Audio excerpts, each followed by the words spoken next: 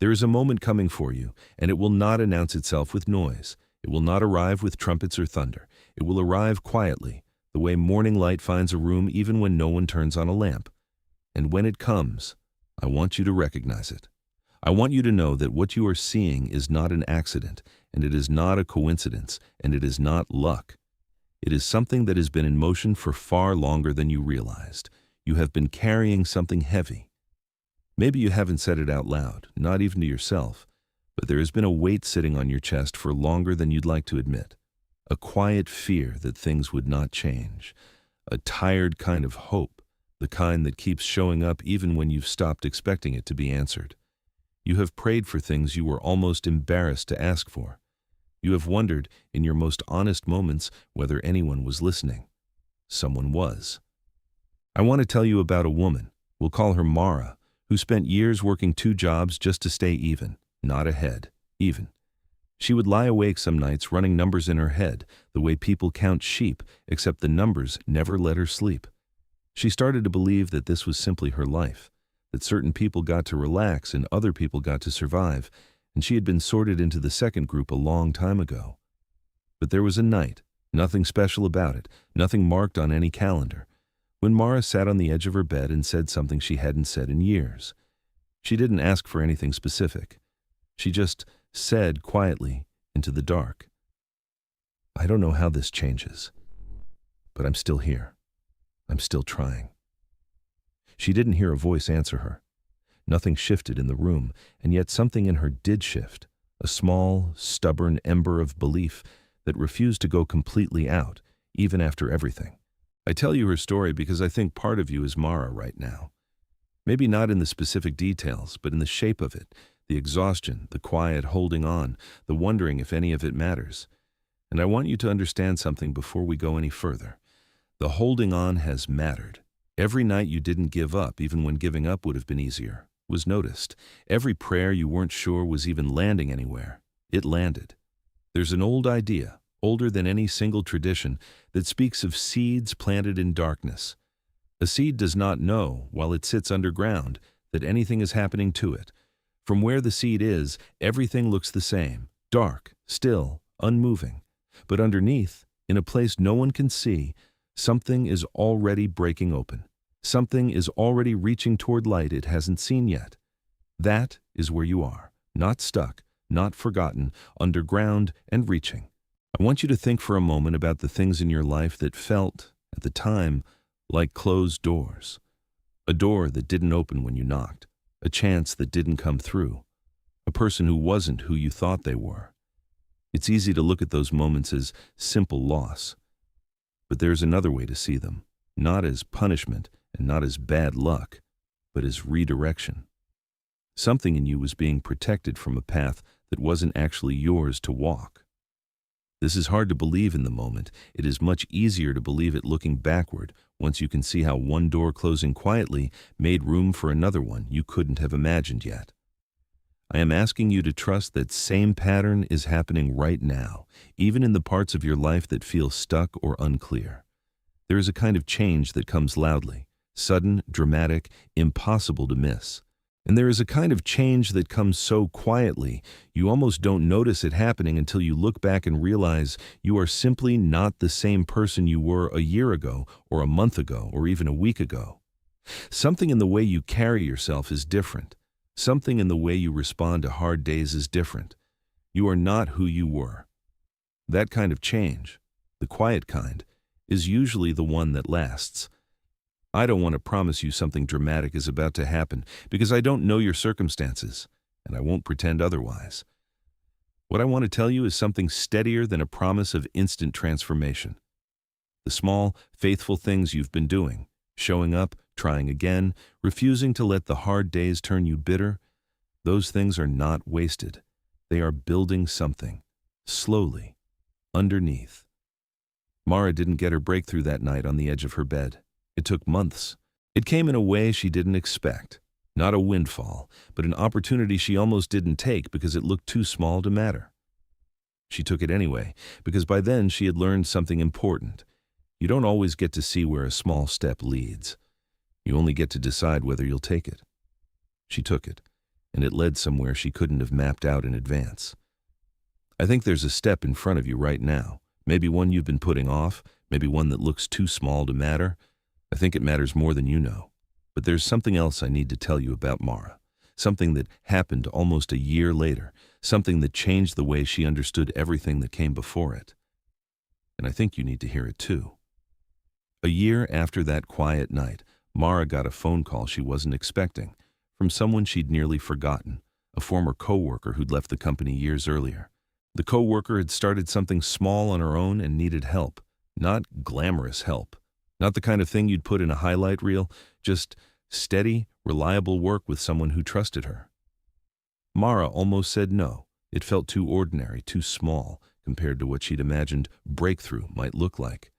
She had pictured something bigger, a windfall, a stroke of luck, a door swinging wide open all at once. What she got instead was a narrow hallway of a door, barely cracked, leading somewhere she couldn't yet see. She walked through it anyway. I tell you this because I think many of us have a picture in our minds of what change is supposed to look like, and that picture can actually become an obstacle. We wait for the dramatic version and walk right past the quiet one. We assume that if it isn't loud, it isn't real. But so much of what shapes a life happens in the narrow hallways, not the grand entrances. There is a kind of patience that isn't passive. It doesn't mean sitting still and waiting for something to fall into your lap. It means staying alert, staying awake to the small doors, the quiet invitations, the unglamorous next steps, even while the bigger picture is still unclear. This is the patience Mara had to learn, and it's the same patience I think you are being asked to learn right now. Here is something worth sitting with. The parts of your story that feel unresolved right now are not evidence that nothing is happening. They are evidence that you are still in the middle of the story. No one reading their own life in the middle of a hard chapter can see how it resolves. That's not a flaw in you. That's just what it means to be in the middle of something. Think about the people you admire, the ones who seem, from the outside, to have built something solid and lasting. If you could sit with any of them and ask about the years before anyone was paying attention, you would almost always hear the same thing: long stretches of uncertainty, small, unglamorous steps, moments of doubt they didn't talk about publicly. The version of their story you see now is the finished shape. You are not seeing the underground years, the seed years, when nothing visible was happening yet. You are in your underground years right now, and I want you to stop treating that as a sign of failure. There's an old teaching about a man who planted a tree and was asked why he bothered, since he wouldn't live long enough to sit in its shade. His answer was simple. Someone planted trees for me before I was born, and I sat in their shade. Now I plant for someone else. That is not resignation. That is a different way of measuring time. Not by what you can see finished today, but by what you are willing to put into motion, trusting it will grow into something even if you can't yet picture the shape of it. I think you have been planting more than you realize. The hard conversations you didn't avoid. The discipline you kept even when no one was watching. The version of yourself you refused to let go of, even under pressure to become someone smaller and easier for everyone else. These are not wasted efforts. They are root systems. They don't show above the ground yet, but they are exactly what will hold everything else steady once it does. Mara's small, unglamorous yes to that quiet phone call turned slowly into something else. Not overnight. Over nearly 2 years, working alongside someone who trusted her completely, she became someone whose name people mentioned when they needed something done well. That reputation, quiet, earned, built one ordinary day at a time, became the actual foundation everything else stood on. Not luck. Not a single dramatic moment. 100 small moments stacked. I want to say something plainly, because I think it matters more than any promise of sudden change. You are allowed to stop waiting for the dramatic version of your breakthrough and start paying attention to the narrow hallway in front of you right now. The next right step rarely looks like the whole story. It just looks like a door, slightly open, easy to walk past if you're only watching for something bigger. Don't walk past it. There's still more to Mara's story, a moment much later when everything she had quietly built came together in a way she never could have arranged on her own.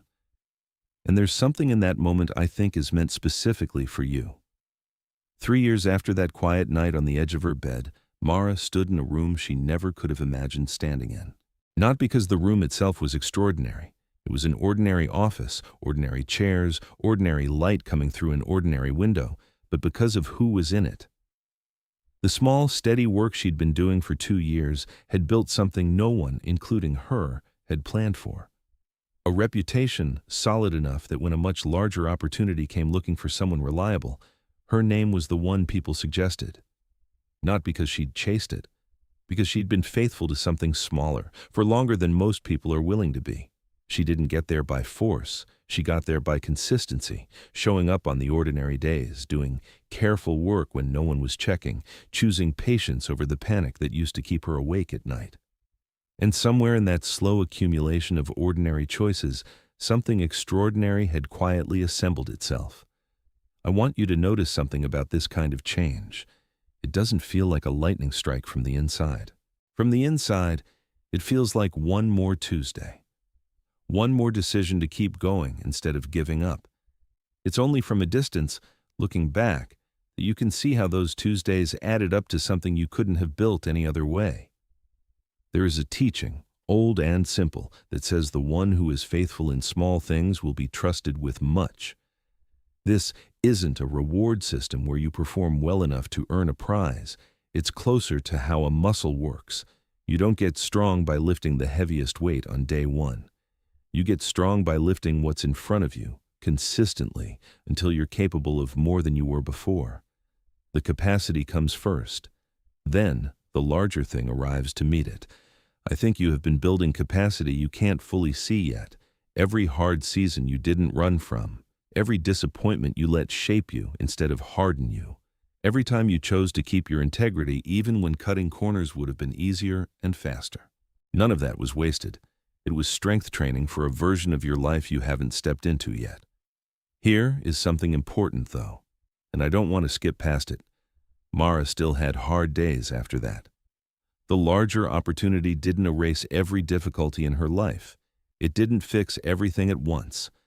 What it did was confirm something she'd started to suspect, but hadn't been sure of, that the quiet, unglamorous years hadn't been empty.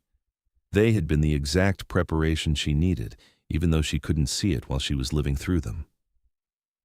I want you to hold that truth loosely but firmly. Whatever ground you feel like you're standing on right now, uncertain, unfinished, still in progress, it is not wasted ground. It is being shaped into something that will hold weight later, weight you can't yet imagine carrying. There is a particular kind of fear that shows up right before things shift, a fear that says, what if this is as good as it gets? What if I've already used up my chances? I want to speak directly to that fear, because I think it's been visiting you more than you'd like to admit. That fear is not a prophecy. It is just fear, doing what fear does, trying to convince you the story is over before you've reached the ending. It is not over. You are in the part of the story where the roots are finishing their work, just underground, just out of view. Mara told me once, and I think about this often, that the hardest part wasn't the difficult years themselves. It was continuing to believe, quietly and without proof, that those years meant something. That's the harder discipline. Not endurance alone, but endurance paired with hope that refuses to go numb. I am asking you for that same kind of hope right now. Not loud optimism, not forced positivity, just a quiet refusal to let the hard chapter convince you it's the whole book. Something is still forming. And what happens next? The way it finally comes together, the way the small things she'd built quietly turned into something whole. That's the part of the story I want to tell you now, because I think it's the part you need most.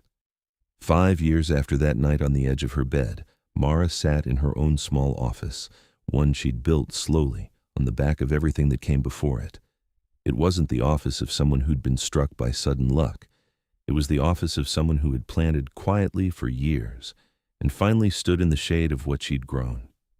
She told me the strangest part wasn't the outcome itself. It was realizing, looking back, that every hard season had been necessary. The 2 jobs, the sleepless nights running numbers, The small, unglamorous yes to a phone call that looked too ordinary to matter. None of it had been wasted, and none of it had been random. Each piece had been part of a foundation being laid one quiet layer at a time, long before she could see what it was for. I tell you her whole story now, together, because I think you needed to hear all of it, not just the hopeful beginning, but the long middle where nothing seemed to be happening, and the ending where it finally became clear that something had been happening the entire time. Here's what I want you to take with you. The waiting you have done, and are still doing, is not empty. It is not punishment, and it is not evidence that you've been forgotten. It is the underground season every real, lasting thing goes through before it becomes visible. Seeds don't skip the dark. Roots don't skip the unseen work. And you are not exempt from the process just because it feels slow. I also want you to release something you may not have realized you were carrying, the belief that you have to force your life into a shape faster than it's ready to take.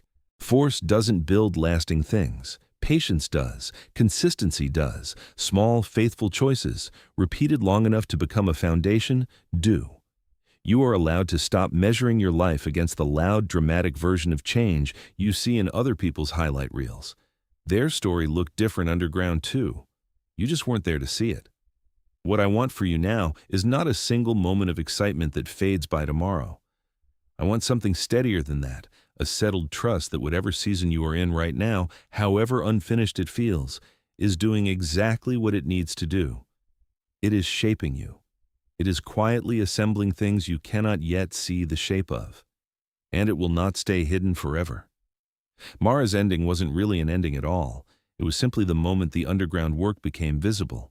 Yours will come too, in its own time, in its own shape, built out of the very things you've been doing quietly all along, showing up, staying honest, refusing to give up even when giving up would have been easier.